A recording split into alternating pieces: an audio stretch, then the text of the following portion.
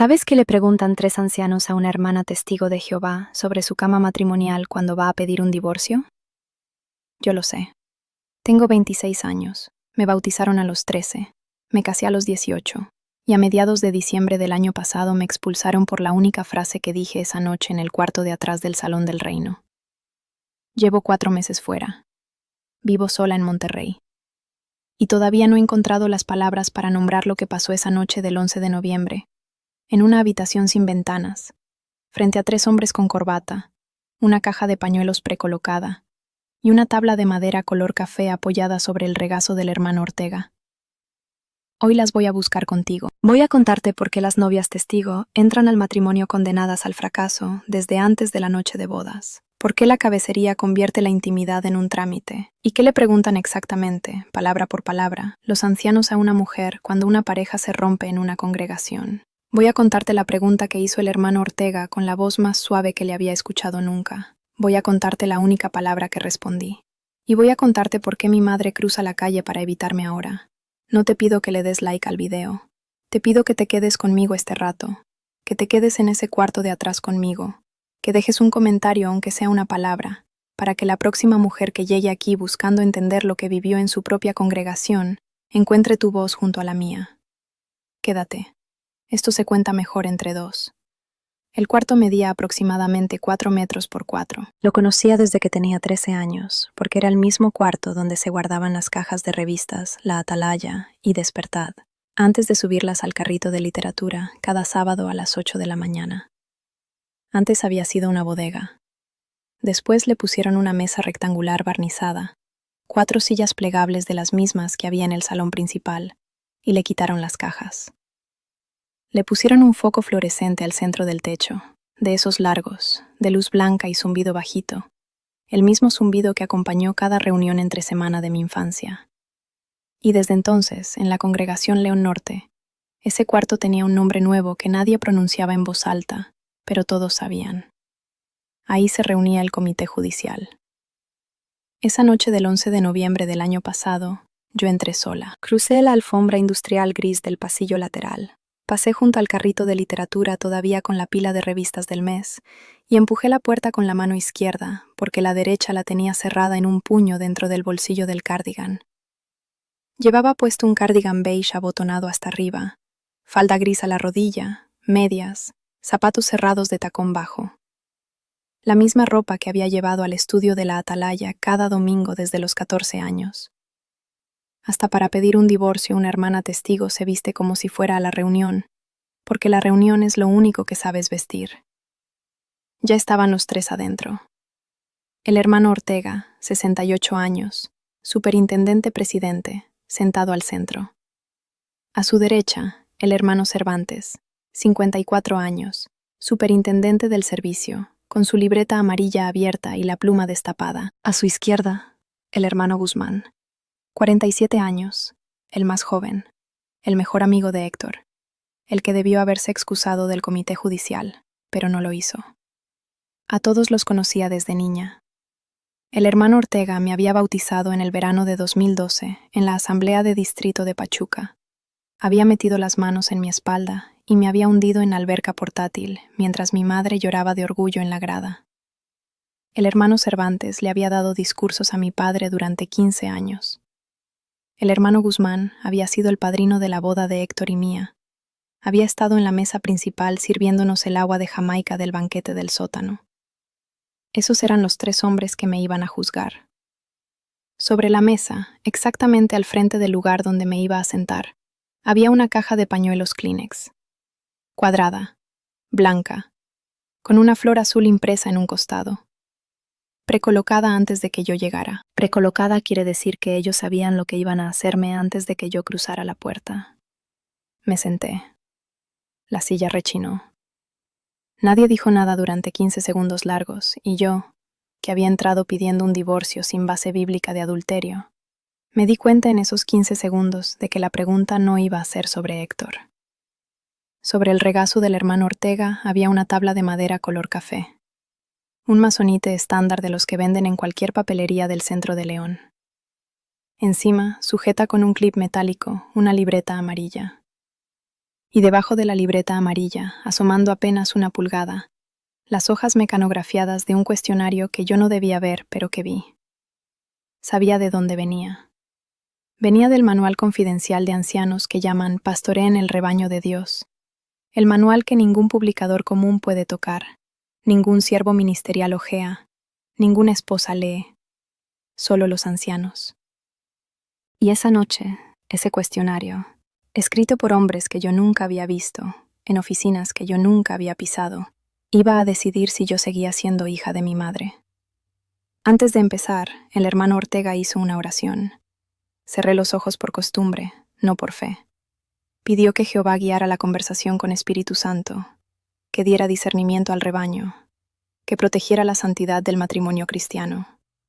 Cuando dijo amén, yo abrí los ojos y vi la caja de Kleenex y la tabla, y la libreta amarilla, y entendí, por primera vez en 26 años de vida en la verdad, que la oración no era para Jehová. Era un protocolo administrativo. Era el encabezado de un acta judicial. Tienes que entender cómo se llega a esa silla. No se llega de un día para otro. Se llega después de 8 años exactos de matrimonio que empezaron el 14 de octubre de 2017. Cuando yo tenía 18 recién cumplidos, y Héctor Vargas tenía 22. Se llega después de una sola conversación prematrimonial con mi madre Leticia, una conversación de 6 frases en la cocina la mañana de la boda, que terminó con ella diciendo, «Sé sumisa, él es tu cabeza ahora». Eso fue todo. Esa fue mi educación íntima. Esa fue mi preparación para el lecho matrimonial. Una mujer que llevaba 30 años de precursora regular, que olía a Vic Vaporub y a papel de revista, peinándome la trenza por última vez y recordándome la doctrina de la cabecería, como si me estuviera dejando una bolsa de sándwiches para el camino. Las novias testigo entran al matrimonio condenadas a fracasar porque la doctrina misma las condena. La cabecería enseña que el esposo es la cabeza espiritual absoluta de la esposa, que ella debe someterse en todo lo que no contradiga directamente las escrituras, y que su deber conyugal, la frase exacta es esa, deber conyugal, no es un encuentro entre dos personas, sino una obligación devocional que la esposa cumple para Jehová a través del cuerpo de su esposo. Léelo otra vez. La esposa cumple para Jehová a través del cuerpo de su esposo. No es una frase mía. Es la lógica que se enseña en El secreto de la felicidad familiar, capítulo 5. A los 18 yo no sabía qué era el deseo. No sabía qué era el consentimiento como concepto separado de la obediencia. No sabía que se podía decir no sin estar pecando. Esa palabra, no, dentro del matrimonio testigo, está clasificada doctrinalmente como rebelión espiritual contra la cabeza divinamente designada. Y la rebelión espiritual es una de las pocas cosas por las que una hermana puede recibir consejo bíblico, ser puesta bajo reprensión privada, e incluso, en casos extremos, perder el compañerismo. La esposa que dice no, técnicamente, está pecando. Te lo digo así, plano, porque así me lo enseñaron a mí. Héctor tampoco sabía. Eso es lo que casi nunca digo en voz alta, y lo voy a decir ahora. Héctor también era un cautivo. A él le entregaron la doctrina como un manual de instrucciones para una máquina que nunca había visto funcionar de otra manera. La noche de bodas, en la habitación 312 del Hotel Fiesta Americana de León.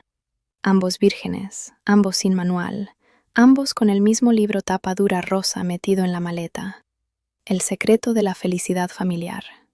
Capítulo 5. La esposa que edifica una familia feliz. Lo que hicimos esa noche fue cumplir un trámite que ninguno de los dos entendía. Recuerdo el olor a desinfectante de hotel. Recuerdo que él cerró los ojos y movió los labios en silencio antes. Una oración privada por adelantado. Lo que para nosotros era casi lo mismo que persignarse. Y ese trámite se repitió, en silencio, programado, con la misma claridad procedimental con la que se programa la adoración en familia los miércoles a las 7 de la noche en punto, durante 8 años. En el segundo año de matrimonio, descubrí, por accidente, que Héctor tenía una libreta pequeña azul tamaño palma, en el cajón de arriba de su buró, junto a su ejemplar personal del manual Pastoreen el rebaño de Dios, en columnas mecánicas, con tinta de pluma Bic barata, las fechas de mi ciclo menstrual, las fechas de intimidad, y un sistema privado de calificación numérica del 1 al 5, evaluando, y esto está escrito así por su mano, mi alineación espiritual. Punto 5. Punto 5. 4. 3. 3 con observación. La observación decía, distraída en el estudio de la atalaya. Cerré la libreta. La devolví al cajón exactamente en el ángulo en que la había encontrado. Y ese día, algo dentro de mí se quebró en un lugar tan callado que no me di cuenta hasta 6 años después. Ese mismo año, empecé a ofrecerme como precursor auxiliar más seguido. 30 horas algunos meses, 40 otros. No por celo espiritual, por puro deseo de salir de la casa. Tocar puertas y rezar para que nadie abriera era preferible a estar en la sala beige con el versículo de Proverbios 3, 5 y 6 sobre el sillón, y el silencio de Héctor leyendo el comentario de la lección de la semana. Esa fue mi vida. Una mujer de 20 y pocos años escapando de su propia casa, hacia el servicio del campo de un sábado a las 8 de la mañana, con un café del Oxxo de la esquina en la mano, una bolsa de revistas en el hombro, y un mapa de territorio plastificado marcado con resaltador amarillo, agradeciendo cada puerta cerrada como si fuera una pequeña bendición. El hermano Ortega abrió la libreta amarilla y empezó a leer en voz baja. Tenía la voz más suave esa noche que en cualquier discurso público que yo le hubiera oído pronunciar desde el escenario en 20 años. Esa suavidad era el método. La suavidad pastoral del comité judicial está diseñada para hacerte sentir que estás siendo cuidada mientras se te interroga, para que tu cerebro no logre clasificar la conversación como agresión hasta que ya estás afuera, expulsada, sin red de apoyo, sin madre que te abra la puerta. La primera pregunta fue genérica. Hermana Vargas, ¿hubo en su matrimonio alguna conducta de parte de su esposo que constituyera una base bíblica para el divorcio según Mateo 5:32? No. ¿El hermano Vargas le fue infiel sexualmente? No, hasta donde yo sé, no. ¿Hubo abuso físico? No. Sí, ya sé lo que estás pensando del otro lado de la pantalla. Yo también me lo pregunté después. Pero esa noche, frente a 3 hombres con tabla de madera y libreta amarilla, yo todavía no tenía las palabras para nombrar lo que sí había habido. Lo que había habido era 8 años de un hombre que revisaba mi celular cada noche antes de dormir, que no me dejaba ver a Paloma, mi compañera mundana de la panadería, sin reportárselo, que decidía qué hermanas yo podía visitar después de la reunión, que llevaba registro de mi cuerpo en una libreta del cajón. Pero ese día no existía la palabra coercivo en mi vocabulario. La organización no enseña esa palabra. La organización solo enseña la palabra rebelión. Cervantes anotaba. Guzmán miraba la mesa. Ortega siguió.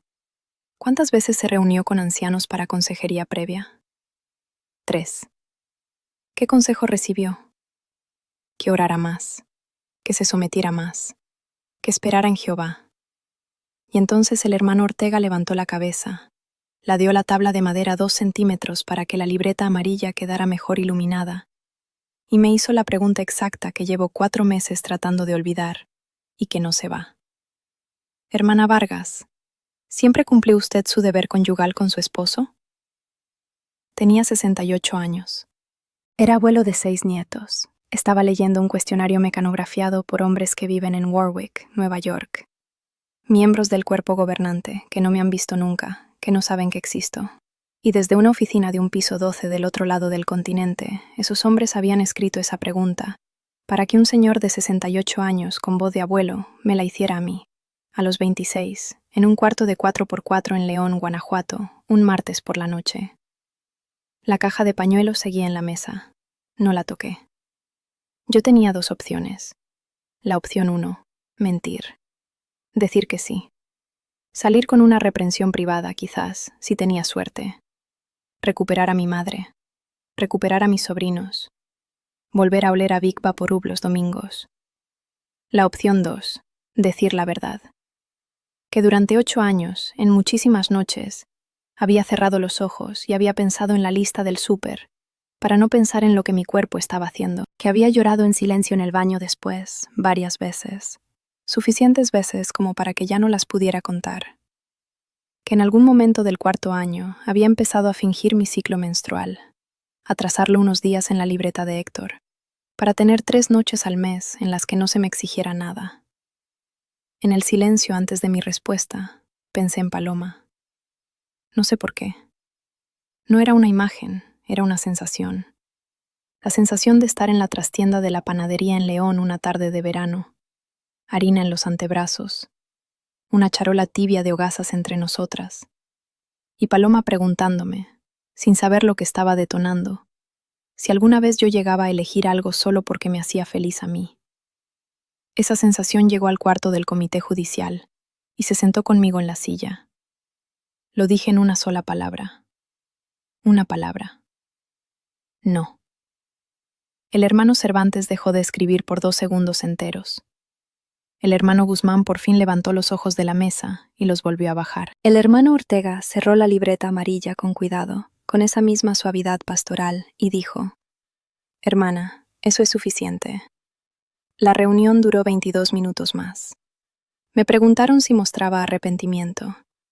Dije que mostraba dolor, pero no arrepentimiento. Me pidieron salir al pasillo mientras deliberaban. 11 minutos. Cuando me llamaron de regreso, el hermano Ortega ya tenía la decisión escrita en una hoja blanca, quitada del compañerismo. Salí del salón del reino sin llorar. Caminé hasta el coche con las llaves en la mano que ya no temblaba. Eso fue suficiente. No el control, no la libreta del cajón, no los 8 años, una palabra. No. Llevo 4 meses fuera. Vivo en un departamento pequeño de una recámara en Monterrey, Nuevo León, al que me mudé en enero porque no soportaba caminar por las mismas calles donde mi madre cruzaba para no verme. Veo a una psicóloga secular 2 veces por semana, una mujer de 40 y tantos especializada en trauma religioso, que la primera sesión me preguntó qué quería trabajar y yo le contesté: no sé, llevo 26 años sin que nadie me pregunte qué quiero. Ella escribió esa frase en su libreta. Después, 2 meses después, me la leyó de regreso. Lloré como había querido llorar en el cuarto de atrás del Salón del Reino y no pude. Compro un bolillo los domingos en la panadería Lizárraga a 2 cuadras. Tengo el cabello hasta los hombros por primera vez en mi vida adulta. Me lo corté en febrero en una estética de la calle Garzazada. Lloré en el sillón mientras la muchacha cortaba porque entendí que ese cabello había sido de Héctor, de la congregación, de mi madre, de todo el mundo menos mío. Paloma me llama una vez al mes desde León. Sigue trabajando en la panadería. Su hija ya tiene 6 años. Me manda fotos. Mi hermano Miguel, anciano de la misma congregación, no me habla desde hace 7 meses. Le mandé un mensaje hace 3 semanas, de un párrafo, sin reproches, solo diciendo que pensaba en él y en sus hijos. No contestó. Probablemente lo borró sin abrirlo, porque eso es lo que un anciano debe hacer con un mensaje de un familiar expulsado, según las directrices del cuerpo gobernante. No lo culpo. Está cumpliendo el manual. Mis sobrinos, Sofía y Mateo, tienen 4 y 2 años, y probablemente no los voy a volver a ver crecer. Eso es un duelo que no se cierra. Es un duelo ambiguo, me explicó mi terapeuta, porque no se han muerto, simplemente actúan como si yo me hubiera muerto. No tengo televisión. Tengo libros. Tengo una biblioteca pública a 3 paradas de camión. Tengo un trabajo medio tiempo en una librería independiente cerca del centro de Monterrey, donde nadie sabe que fui testigo, y donde mi jefa, una señora católica practicante que reza el rosario en su escritorio, fue la primera persona en 4 meses que me llamó simplemente Elena, sin apellido, sin Vargas, sin Ramírez, solo Elena, y al escucharla me tuve que sentar. La semana pasada una mujer me escribió al canal sin dar nombre, contándome que llevaba 42 años casada en la verdad y que nunca había podido decir lo que yo dije. Le contesté con 4 palabras. Te veo. Tómate tu tiempo. Conservo el ejemplar tapadura rosa de El secreto de la felicidad familiar. Lo tengo en una caja, debajo de la cama, junto con mi cancionero del reino, mi tarjeta de bautismo firmada por 2 ancianos en 2012 y un programa de Asamblea Regional de Pachuca. No los he tirado. No sé todavía si los voy a tirar. Algún día. Hoy no. La tabla de madera del hermano Ortega ya no la tengo. Claro, no era mía. Nunca fue mía. Era de la organización. Era de los hombres que escribieron desde Warwick las preguntas que él me hizo. Pero tengo la pregunta. La pregunta vive en mí como vive un hueso roto que sanó torcido. La cargo. Y por primera vez en mi vida la cargo sin vergüenza, porque la vergüenza nunca fue mía. La vergüenza siempre fue de los hombres que diseñaron el cuestionario. Si creciste en una casa donde tu silencio se llamaba tu virtud, donde te dijeron que tu cuerpo no era tuyo, sino un templo administrado por tu esposo, donde te enseñaron que el deseo era pecado, pero el deber conyugal era santo, donde nadie, ni tu madre, ni tu padre, ni tu hermano mayor, ni la hermana mayor de la congregación que te tomaba la mano y te decía, oremos, ni una sola persona te preguntó nunca si tú querías algo solo porque te hacía feliz a ti. Te veo. Te veo aunque estés viendo este video a las 2 de la mañana con el celular debajo de la almohada para que tu marido no te oiga. Te veo aunque todavía estés en la verdad. Te veo aunque ya no estés y todavía no encuentres las palabras.